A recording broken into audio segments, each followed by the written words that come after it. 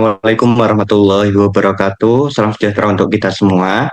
Pada kesempatan kali ini, izinkan kami untuk memaparkan mengenai materi linear programming, the simplest method fungsi maksimum pada perencanaan produksi teh botol, jus jeruk, dan kopi kaleng. Pada mata kuliah penelitian operasional dengan dosen pengampu Ibu Eni Aryani. Kami dari kelompok 4, Paralel A, program studi Teknik Industri, Fakultas Teknik dan Sains, Universitas Pembangunan Nasional Veteran Jawa Timur, tahun ajaran ganjil 2025-2026. Di sini terdapat beberapa anggota kelompok. Yang pertama yaitu saya, Ahmad Latiful Akfa, dengan NPM 24032101034 sebagai ketua.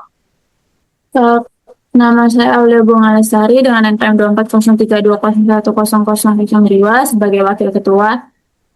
Kenalkan, nama saya Nur Fitrati Zafaria Putri dengan NPM 2403220101010 sebagai anggota. Perkenalkan, nama saya Dedi Dasonan Rastea dengan NPM 2403220101011 sebagai anggota. Baik, saya akan membacakan studi kasus yang kami gunakan. PT Maju Jaya memproduksi 3 jenis minuman, yaitu teh botol, jus jeruk, dan kopi kaleng. Proses produksi dilakukan di 2 stasiun kerja. Setiap produk membutuhkan alokasi waktu tertentu pada kedua stasiun kerja tersebut. Untuk menghasilkan 1 botol teh botol, diperlukan waktu 6 menit pada stasiun kerja pertama dan 12 menit pada stasiun kerja kedua. Produksi 1 botol jus jeruk memerlukan 10 menit di stasiun kerja pertama dan 5 menit di stasiun kerja kedua. Sedangkan 1 kaleng kopi membutuhkan 12 menit di stasiun kerja pertama dan 15 menit di stasiun kerja kedua. Setiap stasiun kerja memiliki kapasitas waktu yang berbeda-beda pada masing-masing stasiun kerja. Stasiun kerja pertama hanya memiliki kapasitas 600 menit, sedangkan stasiun kerja kedua memiliki kapasitas 900 menit dalam satu periode produksi. Dengan keterbatasan kapasitas yang berbeda pada kedua stasiun kerja, PT Maju Jaya ingin menentukan kombinasi jumlah teh botol, jus jeruk, dan kopi kaleng yang diproduksi agar total keuntungan yang diperoleh dapat dimaksimalkan. Keuntungan yang diperoleh dari setiap produk berbeda-beda, yaitu teh botol sebesar Rp40, jus jeruk sebesar Rp55, dan kopi kaleng sebesar Rp30. Selesaikan persoalan tersebut dengan the simplest method. Berikut adalah penyelesaiannya. Jadi, untuk pada tahap penyelesaian, jadi kita buat tabel terlebih dahulu. Yang pertama untuk produk teh botol yaitu X1 diproduksi pada stasiun kerja pertama selama 6 menit dan pada stasiun kerja kedua selama 12 menit sehingga diperoleh laba sebesar Rp40. Pada produk jus jeruk yaitu X2 diproduksi pada stasiun kerja 1 selama 10 menit dan pada stasiun kerja kedua selama 5 menit sehingga diperoleh laba sebesar Rp55. Dan pada produk kopi kaleng yaitu X3 diproduksi pada stasiun kerja 1 selama 12 menit dan pada stasiun kerja 2 selama 15 menit sehingga diperoleh laba sebesar Rp30. Sehingga setiap stasiun kerja memiliki kapasitasnya masing-masing. Pada stasiun kerja pertama berkapasitas 600 menit per hari dan pada stasiun kerja kedua berkapasitas 900 menit per hari. Fungsi tujuan maksimumkan Z sama dengan 40X1 ditambah 55X2 ditambah 30X3 dengan batasan-batasan 6X1 ditambah 10X2 ditambah 12X3 lebih kecil sama dengan 600. 12X1 ditambah 5X2 ditambah 15X3 lebih kecil sama dengan 900. X1, X2, X3 lebih besar sama dengan 0. Bentuk standar fungsi tujuan maksimumkan Z sama dengan 40X1 ditambah 55X2 ditambah 30X3 ditambah 0X4 ditambah 0X5. Pindah ruas Z menjadi Z dikurangi 40X1 dikurangi 55X2 dikurangi 30X3 dikurangi 0X4 dikurangi 0X5 sama dengan 0. Dengan batasan-batasan 6X1 ditambah 10X2 ditambah 12X3 ditambah X4 sama dengan 600. 12X1 ditambah 5X2 ditambah 15X3 ditambah X5 sama dengan 900. X1, X2, X3, X4, X5 lebih besar sama dengan 0. Diketahui pada tabel penyelesaian step 1, yang pertama memilih kolom kunci, di mana pada kolom kunci dipilih angka yang bernilai negatif terbesar. Di sini berarti dipilih X2 dengan nilai min 55. Setelah itu memilih baris kunci dengan cara RHS dibagi dengan angka yang terkena kolom kunci, yaitu X2, sehingga pada X4 didapat 600 dibagi 10 sama dengan 60, 900 dibagi 5, 180. Maka dari itu kita bisa memilih baris kunci dengan memilih nilai positif terkecil, yaitu X4 dengan nilai 60. Kemudian kita menggunakan perhitungan yang kita dapat dari baris kunci dibagi dengan angka yang ada pada angka yang kena pertemuan antara kolom kunci dan baris kunci, yaitu 10. Sehingga perhitungannya 6 per 10, 10 per 10, 12 per 10, 1 per 10, 0 per 10, 600 per 10.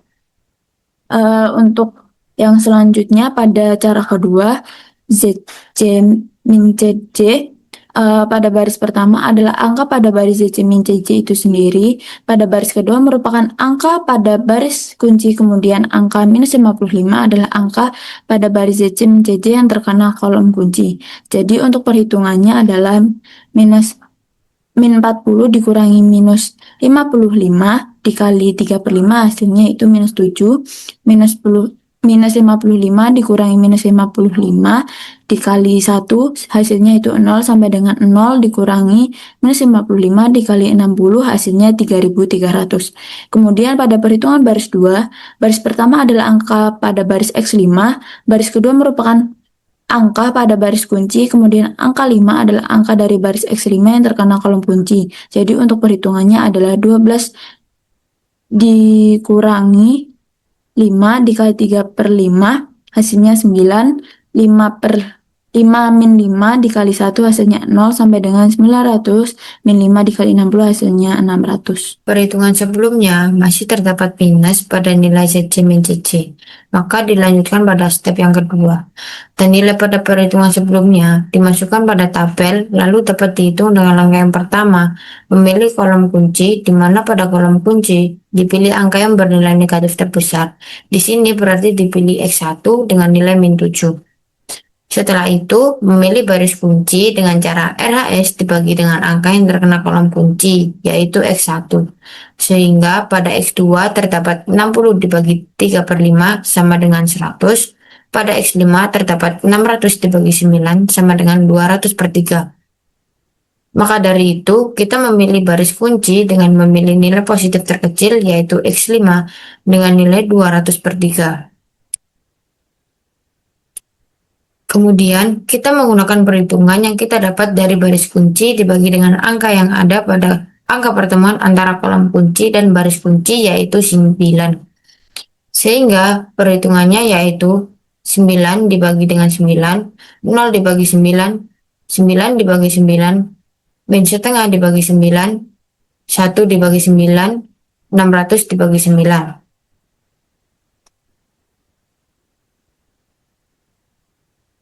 Selanjutnya, kita melakukan perhitungan menggunakan cara kedua pada perhitungan ZC min CC. Pada baris pertama adalah angka pada baris ZC min CC itu sendiri. Pada baris kedua merupakan angka baris kunci. Kemudian angka minus 7 merupakan angka dari baris ZC min CC yang terkena kolom kunci. Jadi untuk perhitungannya yaitu min 7 dikurangi min 7 dikali 1 sama dengan 0. 0 dikurangi min 7 kali 0 sama dengan 0, sampai dengan 3.300 dikurangi min 7 dikali 200 per 3 sama dengan 11.300 per 3. Kemudian perhitungan pada baris 2. Baris pertama adalah angka pada baris X2. Pada baris kedua merupakan angka pada baris kunci. Kemudian angka 3 per 5 merupakan angka pada baris X2 yang terkena kolom kunci. Jadi untuk perhitungannya yaitu 3/5 dikurangi 3/5 dikali 1 sama dengan 0. 1 dikurangi 3/5 dikali 0 sama dengan 1, sampai dengan 60 dikurangi 3/5 dikali 200/3 sama dengan 20. Selanjutnya, yaitu pada step 3. Pada step 3, kita lihat terlebih dahulu pada angka-angka yang berada pada baris ZC min CC.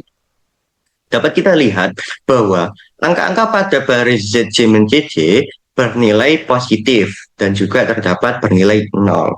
Nah, hal ini merupakan hasil yang telah optimal dikarenakan nilai-nilai angka-angka tersebut bernilai positif atau 0. Sehingga tidak perlu kita lanjutkan ke step berikutnya.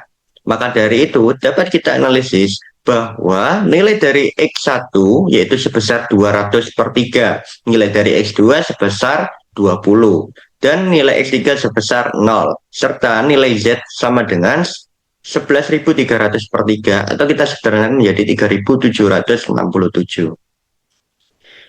Nah, kita perlu untuk menguji fungsi tujuannya, yaitu Z sama dengan 40X1 ditambah 55X2 ditambah 30X3. Kita substitusi nilai dari X1, X2, dan X3, yaitu 40 dikali 200/3 ditambah 55 dikali 20 ditambah 30 kali 0. Sehingga didapatkan nilai 11.300/3. Nah, nilai Z ini 11.300/3 ini sama dengan nilai RHS yaitu 11.300/3. Sehingga nilai Z terbukti sama dengan nilai RHS. Selanjutnya, kita uji batasan-batasan. Untuk batasan pertama, yaitu 6X1 ditambah 10X2 ditambah 12X3 lebih kecil sama dengan 600. Kita substitusikan nilai X1, X2, X3, yaitu 6 dikali 200/3 ditambah 10 kali 20 ditambah 12 kali 0. Sehingga didapatkan nilai bahwa 600.